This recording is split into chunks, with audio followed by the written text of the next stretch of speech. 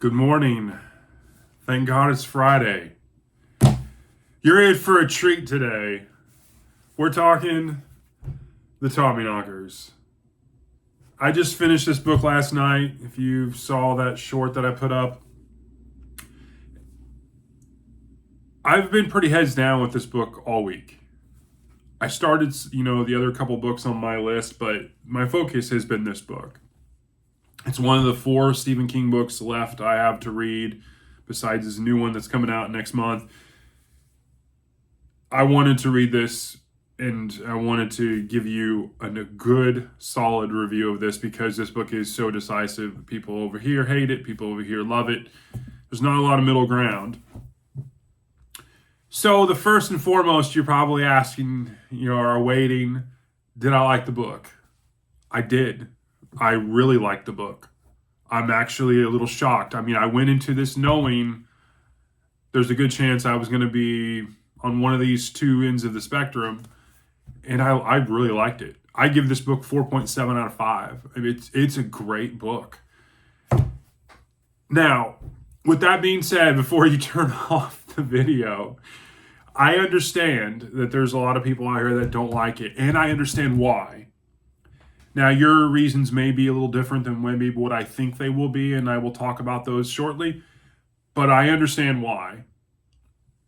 So, let me start with the summary. If you haven't read this book, I can give you kind of a high-level summary here before I talk about other things that you may want to turn the video off, spoilers. But the overall summary, this book revolves around Bobby, the female writer who lives in Haven, Maine. Haven is next to Bangor and Derry and Castle Rock, so it's in that nucleus of King's epicenter of his multiverse. This little town of Haven, Maine, Bobby has, a inherited family farm where she lives and writes books, westerns, and herself and her dog Peter, a little beagle, I believe it was a beagle, are out on a walk on her land. And she trips and falls and notices this metal sticking out of the ground. And when she goes to touch it, there's this reaction, this hum, and then she's all about digging up and finding out what is this. It just, this is not a stick, it's not a stone, it's some kind of metal thing. She doesn't know. And as she's uncovering what's buried in her ground, things start happening to her and Peter. And then as the more she starts to uncover, the more the town, strange things start happening in the town. And the next thing you know, you got this, she's uncovering this UFO and it's affecting, what's going on in Haven, Maine and the townsfolk. And then strange things are happening, and her longtime friend, semi-lover, older alcoholic poet Gardner, Jim Gardner, that everyone calls Guard, comes to visit her because he senses something's wrong and she senses something's wrong, and so this past connects them back, and the next thing you know, he's pulled into this craziness that just goes off the rails. People are losing teeth, people are having nosebleeds, people start having some kind of telekinesis, telelinked thoughts, and people start becoming. It's crazy. Such a good read, though. So that's the overarching summary. Now I'm going to talk a little bit about some of my favorite characters. There's definitely a ton of Easter eggs, and that's very important. Why I liked it, and why I think it turns people off. So if you don't want any spoilers, now's the time probably to stop. So let's talk about my favorite characters. Obviously, Bobby and Gardner. I really liked how King did this. Bobby starts off, this Northeast writer, carefree, grounded person. And so you kind of, at the beginning of the book, you like her character, and then you have the contrasting character in Gardner, or Guard, and he's this alcoholic, drinking, doesn't really care about money, bummish, mooching poet that's on this, or this is on this summer poet tour, that he's not even really wanted to be there. And so you have these two opposite personalities, but they're friends. And so that was really good. But as the story progresses, you see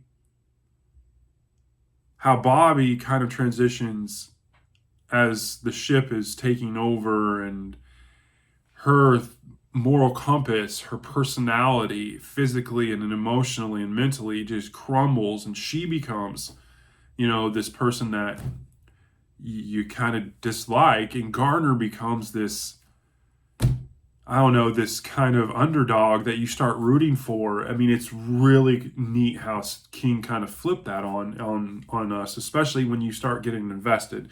And I definitely was, because the book really is 3 parts. You get the beginning part where, Bobby and Gardner are introduced, and they're definitely the main characters. And then, but you also have the story about uncovering the spaceship, and then how it's starting to affect the town.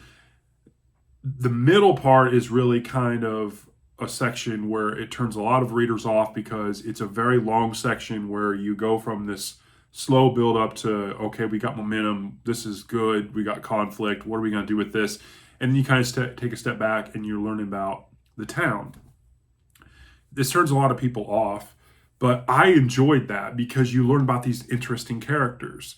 For instance, you have Hilly and David Brown. I mean, I love that part of the story in the town. He gets into magic, and, lo and behold, how the town's being influenced, it affects him, and he's able to basically teleport his brother off to Altair 4, and they can't find him, and he is so heartbroken and just has a mental collapse.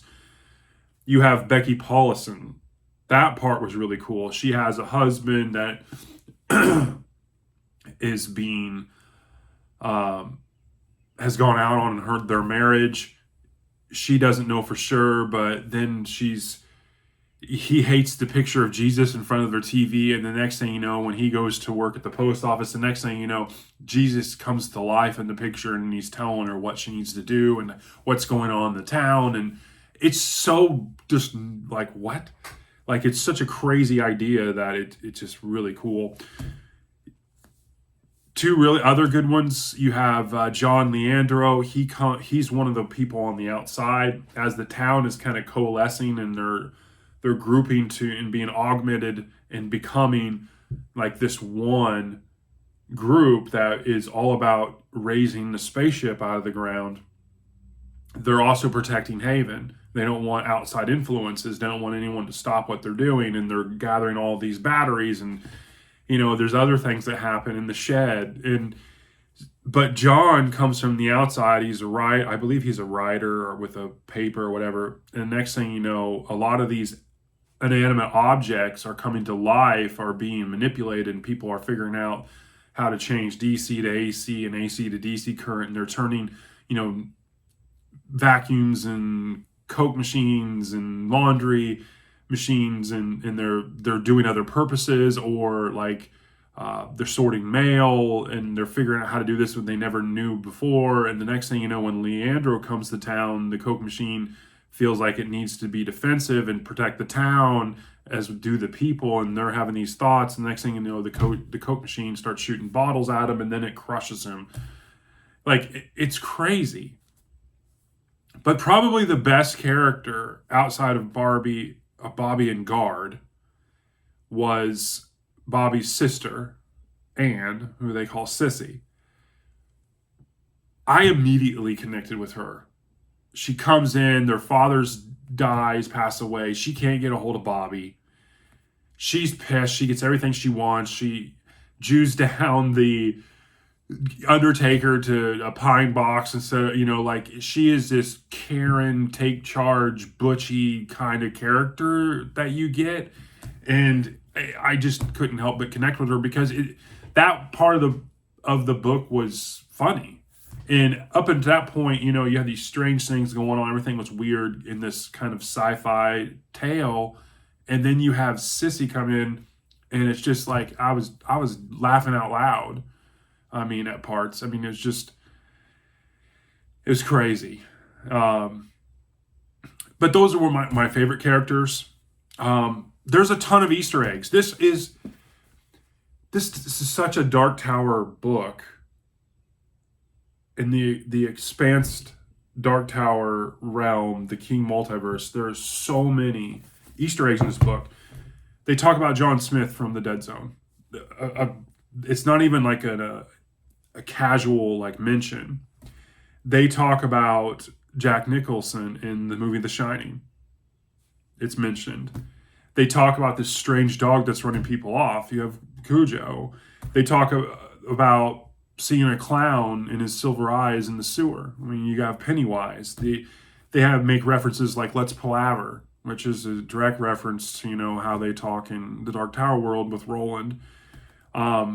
There's a offhanded comment about a force field, and when they were talking about not having people come into Haven, they didn't want this force field and people running into it, that's under the dome. In the epilogue, they talk about flying some of the people that are augmented into these Tommyknockers, which is just basically what they call them as they're becoming something that's not human. The ones that are left over, they talk about flying them to this military installation, but a while back it was one that almost burned down by some girl, which is a direct reference to Firestarter. The area around Bobby's farm and area is Big Engine Woods, which was part of Pet Cemetery. You have one point guard talking about meeting a boy named Jack out by Alhambra Inn, and which is the Talisman. So there's so many of these Dark Tower like references and Easter eggs to other books. It's just crazy to me. So why did I like it? I think the premise is great. I think I really enjoyed the character study. I think a lot of people dislike the middle part of the book. I liked it. I think the ending is what it is. It's not a bad ending by King. It's not a great ending like a Doomakey or Misery. It is what it is. It's definitely not. I liked it far better than I liked the ending of The Stand. You didn't have the hand of God or some kind of. It was a good ending. It doesn't have to have every loose end tie, but it had enough of them, and it made sense. It didn't feel totally rushed either. I think there was a slow build up to it that didn't feel like King got to a certain point, like, holy crap, I'm at 600 pages. I got to end this damn thing. And then you have this abrupt ending. I definitely liked Bobby and Guard's character and how they start one way and they end up being the other. They end up going from protagonist to antagonist. I really enjoyed that. I really enjoyed the epilogue, the part with Hilly and David. I enjoyed that. I enjoyed how he did that. So why do so many people dislike it? Why are so many people just meh about this book? I really think the middle's a problem for most people. If you're a fan of Under the Dome, you like these huge character expanses. If you like, other longer stuff by King, I think you would like this. I think this makes a lot of sense. Because you have to remember, this wasn't a contained story that was just about Bobby and Guard. This was more of a story about Haven and the spaceship and what it was doing to the town. So you have to dwell out and have something interesting to say about some of these other characters. And I think he does a good job in that. Could you cut out some of it? Sure. And I think it would still work. I think you could cut out 150, 200 pages pretty easily and still have a really good book here. But at the same time, the good in some of these characters and what I invested and enjoyed out of them far exceeded some of the ones that I was just kind of like, yeah, that's cool. Let's move on. I think that those are the things that I think really turn some of the people off on this book. I enjoyed it. It was a really interesting read. The only regret I have is not reading this sooner, honestly. Every time there was an Easter egg, every time there was that character, like I was having a great time. I'm really, really shocked, really honestly, going into this knowing polarized people were on this book, that I would enjoy it this much, and I did. I'm happy in that regard. I'm happy that I'm down to like 3 more that I've got to read to knock out all of his library. So this is a review. Stephen King, 1987, The Tommyknockers, 4.7 out of 5 for me. I hope you enjoyed this. I put a little extra effort into this review. It's definitely a longer one, but I hope you enjoy. Have a great Friday.